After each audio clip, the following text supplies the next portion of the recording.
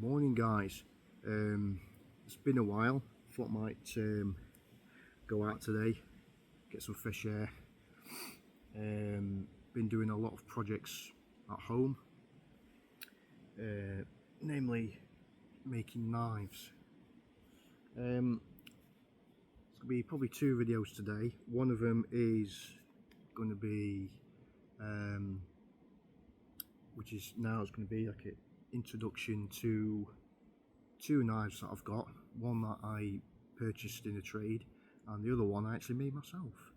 So just gonna put the camera up a bit if I can. Still getting used to the new tripod. Just bear with me a second.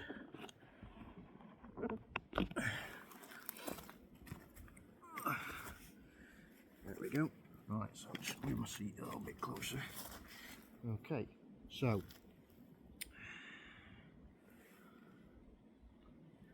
it's actually not too bad weather today,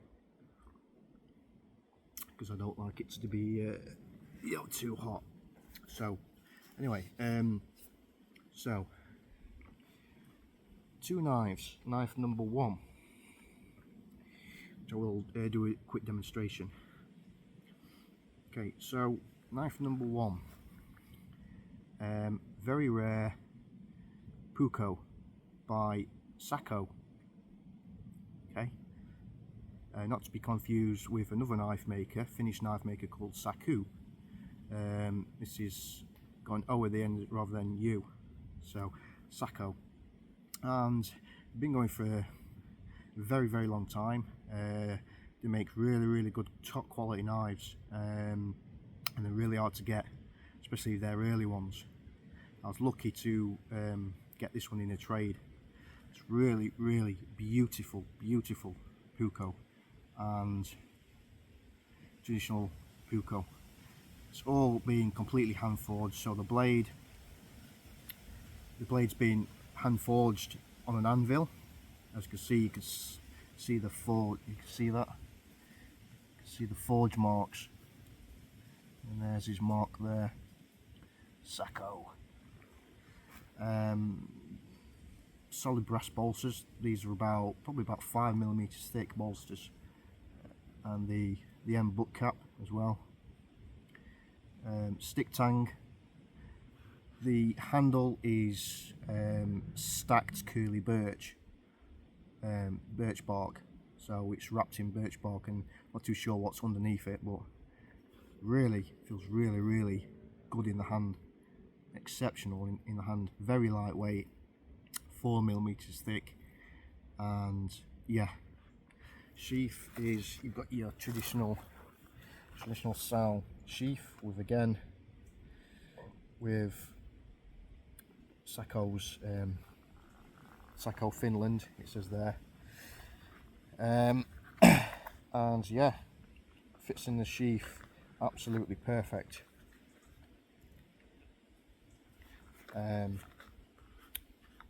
So this is just the first introduction, and I'll show you what this beauty can do. So it's got really high Scandinavian grind. That's been grown really thin, but it's really good. I'm not too sure. I know it's carbon steel, so I'm going to guess at 80CRV2 carbon steel. I don't know much about what steel he used, Sako used back in the day, but a lot of Pukos, 9 times out of 10, they're made out of 80CRV2, unless otherwise stated on the website. So I'm surmising it's 80CRV2 steel, which is one of my favourite steels. Takes a wicked edge, razor sharp. I mean, when I first got this knife out of the box and didn't have to touch the blade up at all, it's probably for a knife this size, it's probably the sharpest knife I've ever had held in my hand. It is stupid sharp. You know, it just shaves the hair off my arms. It just splits the hair in two, and doesn't just shave it. And when I paper tested it, it just sliced straight through the paper. Absolutely no problems, no tugging at all. So yeah, 4mm thick. I'm guessing 8-CRV2. I'm not too sure. It is a vintage knife. So yeah, I'll demonstrate its cutting capabilities in a bit. So that's the first one. Now, I have been shut away for a bit because I've been trying to perfect my knife making skills. Not hand forging knives. I don't mean hand forging the steel. I just mean I've been taking knives, some that I own, and some vintage knives like butcher's knives and things like that, and old puko knives, and I've been modifying them, highly modifying them, and practicing my technique, knife making skills and handles making skills, and pinning tangs on and things like that.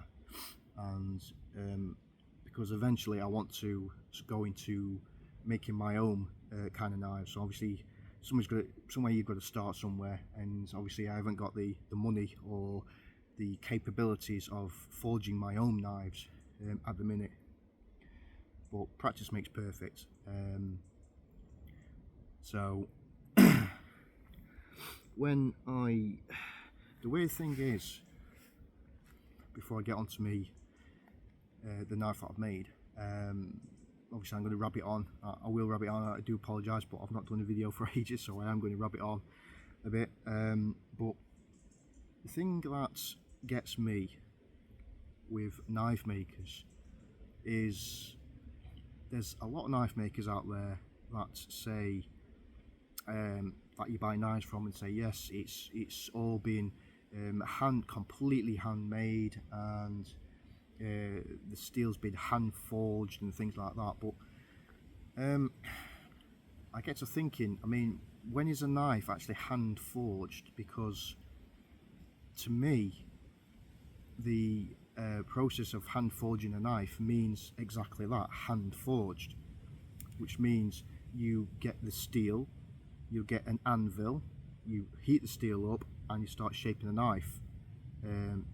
Hence the name hand forged, or brutally forged as it's called, which means steel that's been hammered on an anvil. Now that to me is what hand forged, in my sense, that's what hand forged means. But apparently in the field of knife making, apparently their interpretation of what hand forged is, using modified techniques and things, is totally different to what I foresee a hand forged knife to be. So obviously put your comments down there. I mean, to you, what's your understanding of a hand forged knife? Does it mean that you have to hand forge it from scratch? So you get the steel, you process it on an anvil, you hammer it into shape and things like that, then you heat treat it and temper it, and because that to me is hand forged, completely hand forged. To me, when people just buy the steel, cut the steel out, and then temper it and heat treat it. Now, yes, there is a kind of a forging process that goes on, but to me that's not, shall I say, completely hand forged. So I'm a bit dubious when you look at knife makers websites and it says completely hand forged, because if I have the equipment, I can just go out there, buy a piece of steel, cut it out myself, and then heat treat it, and there we go, and I can say hand forged. Well, technically it's kind of not hand forged, because the steel, you didn't have to make the steel is already there on the sheet. So you get a big sheet of carbon steel, you put it on your machine, you cut out, you draw a template of the knife, you cut the template out, and then obviously you start shaping on a grinder or sanding machine, and then you bang it into an oven to heat treat it. So I would say that's probably only halfway there to be a complete hand forged knife. Now correct me if I'm wrong, I mean, I might be wrong. I mean, I'm all new to this. Obviously, I've been using knives and tools for all my life,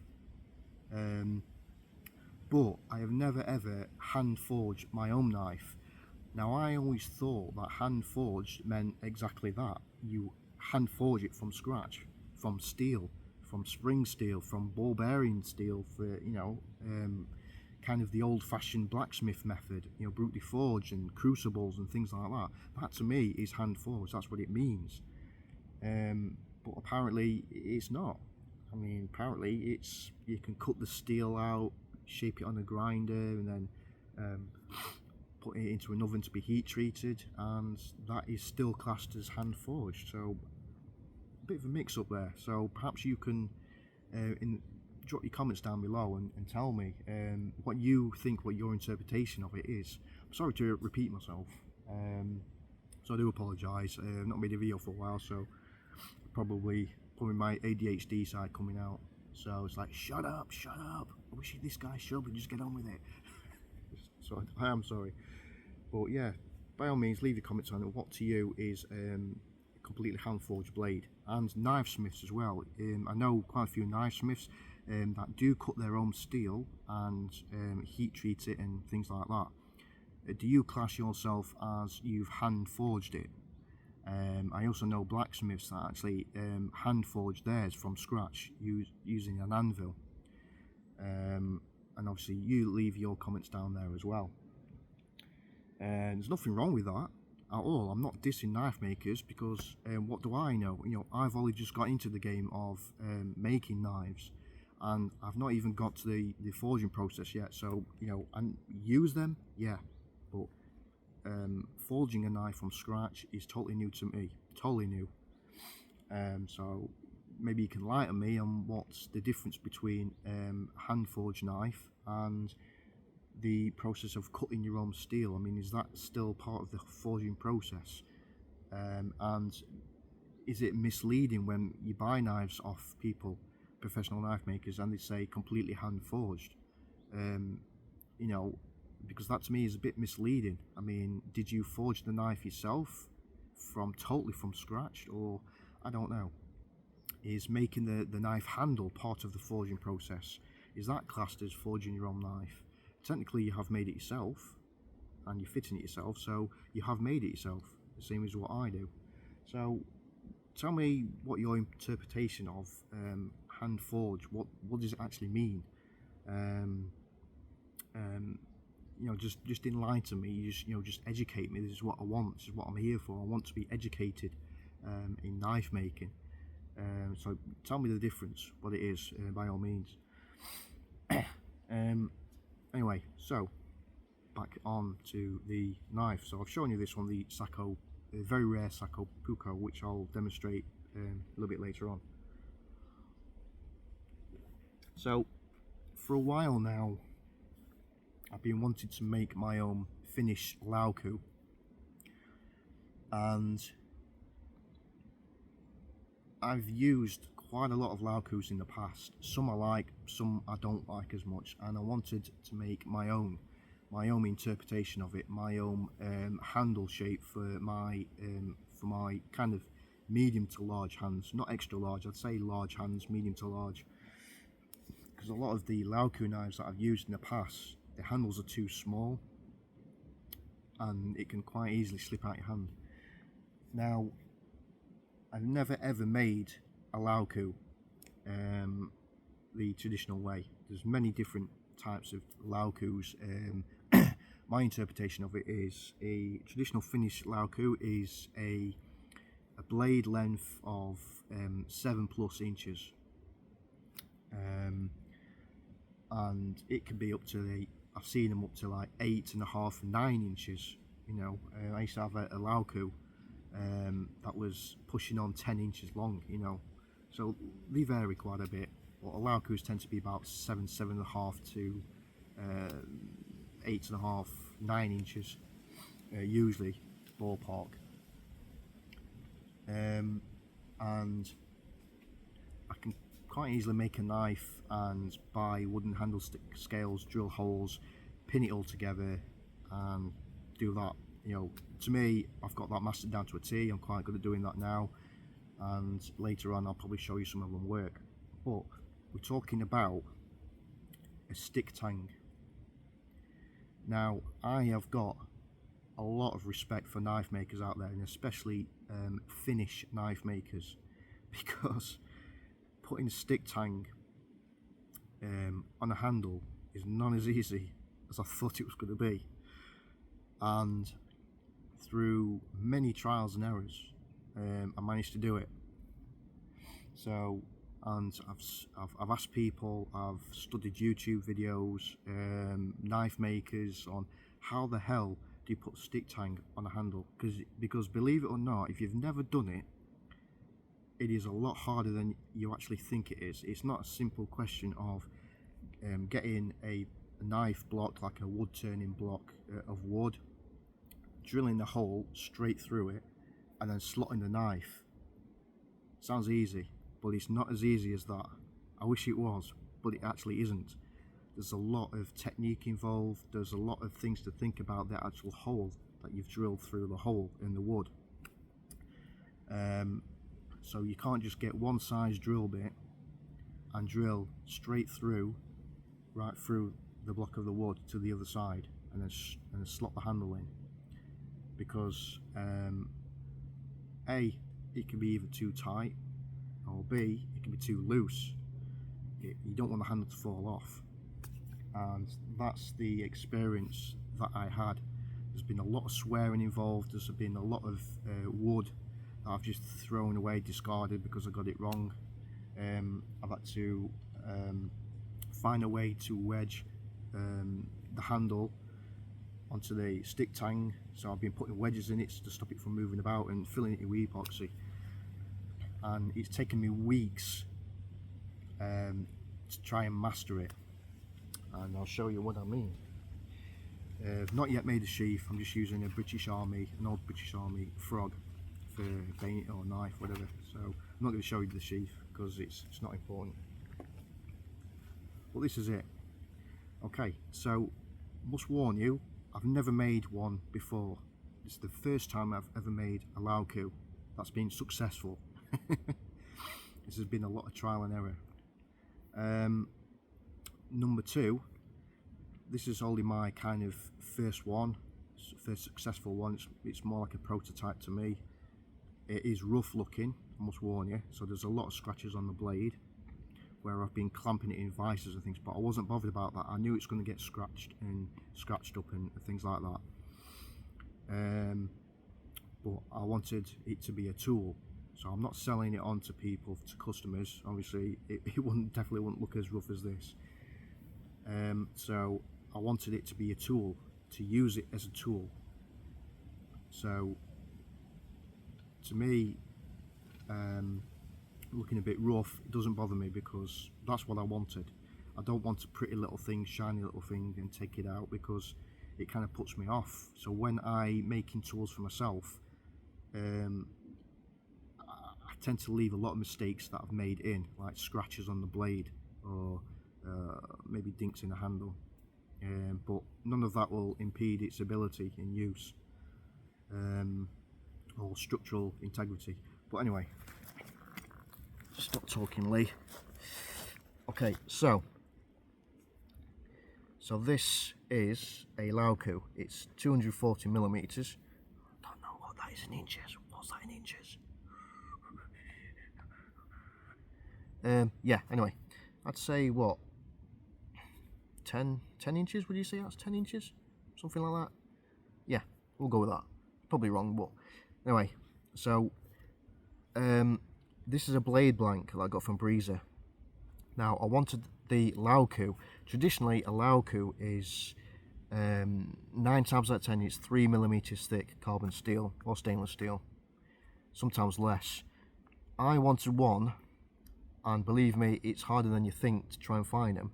I wanted a leuku blade blank that was 4 millimeters or above, and there's a very limited market in a leuku blade, traditional leuku blade, that's actually over 3 millimeters or 3.2 they tend to be. This is 4.2, and this is made by, steel is made by Polar, and 80CRV2 Polar carbon steel, 4.2 millimeters thick, so it is really thick for leuku, and it shows it is heavy for a leuku. Now, traditionally, leuku is supposed to be a large knife that's lightweight. It's not too bad, but it is heavy. It is heavy blade, and you can definitely tell that it's going to be a really good chopper just by the feel of it. It really does. The blade really does feel heavy duty. It'll be really hard to snap this, definitely. So Polar 240, 4.2 millimeters thick. They do. This version is quite hard to find. I think I got this from Brisa in Finland. I think they're the only people that sell the 4.2.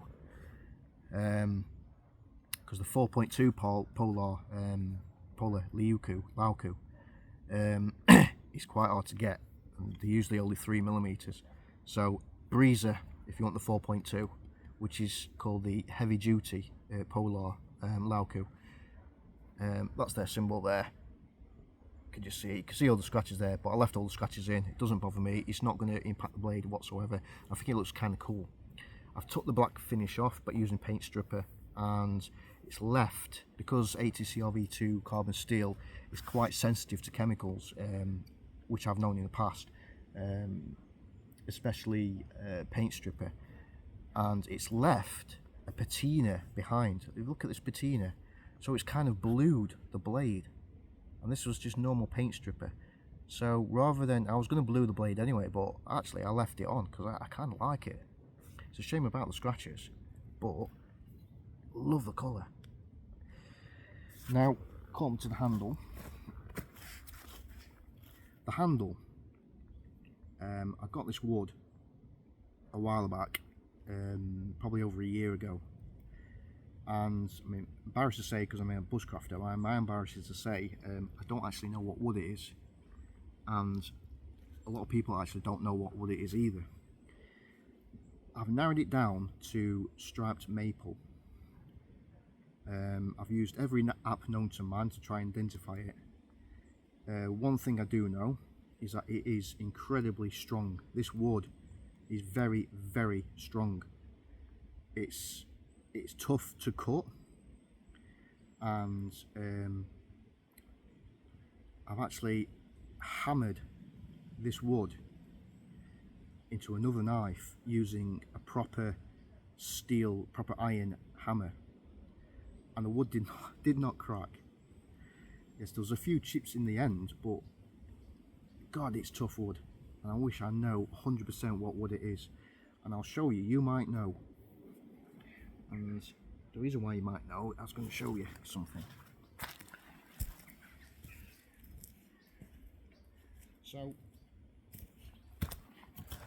So I've asked bushcrafters, I've asked tree surgeons, I've asked everybody what kind of wood this is. This wood is grown in England, in the UK. I got it over a year ago, and it was part of a den that I found that kids have kind of made a den, but instead of using traditional ways, they've actually hammered sticks with nails and screws into the trees and done it that way. And there was a load of this wood stacked at the side of it. Now, this is a really chunky stick. I made a hiking stick out of the same wood. So this is the same wood as what's on this leuku handle.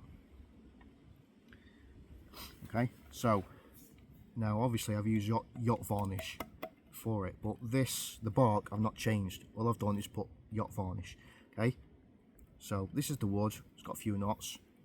Now it's kind of orange, like an orangey red bark to it. Okay, so I've not changed the bark at all. It's just orangey red bark, and that's what the wood looks like inside. It's very similar to striped maple. It's very hard, very tough wood, very, very solid, and I'd say I'd put it right up there with oak and ash. Very, very hard wood. I wish I knew what wood it was, because, like I say, I've asked everybody, and it's a bit embarrassing me being a bushcrafter not knowing what wood it is. But I can honestly, hand on heart, I can't tell you what wood it is. I have absolutely no idea. I don't know if it's a foreign species that's been planted in the UK, but it was in a woodland area, a park, a proper park, so obviously, and there's a few of them about as well. So, and because I got this wood in August,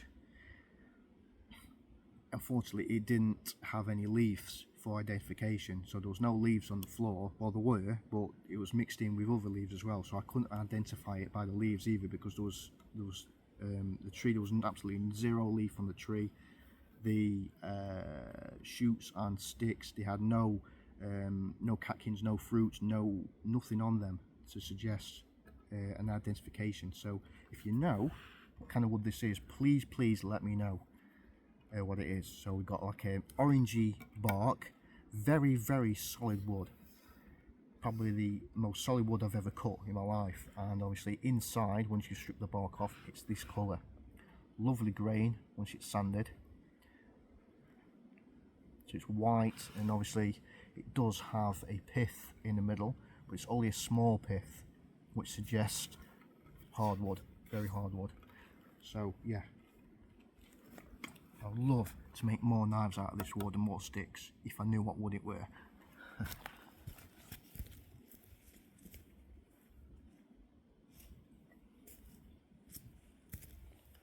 Okay, so yeah, I know we're coming on to half an hour, 26 minutes, so it's not bad for my first video. I mean, I've been out of the game for a while and I do talk on, so expect a lot of people have just abandoned the channel now because I talk a lot. So yeah, so can't identify the wood, I've no idea what it is, as I've just explained. I ordered 3mm thick brass from Amazon. It's really good brass as well, really solid, 3mm thick, solid to drill through as well. And so I cut the bolster out myself and fitted it myself around the shape of the blade.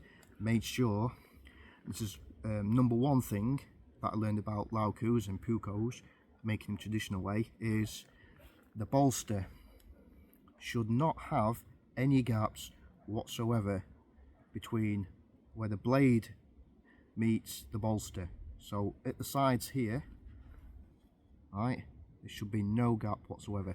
It's got to be 100% tight, which is what this is. Okay, I filled it in with epoxy just to be sure as well, but that is as tight as I can make it. So that's number one. So now this is the messy part, the butt plate. I wasn't too sure about the butt plate, what way I want to go. I wanted obviously the stick tang, you can see the stick tang there and how thick it is. Okay, and that's me narrowing it down. So I sanded it to fit that, drilled the hole, and I've drilled. My mistake was everything was going perfect until I wanted to make sure that this butt plate was 100% secure. So not only did I want just to peen the end and epoxy it, I also wanted to screw it on so it doesn't fly off or do whatever.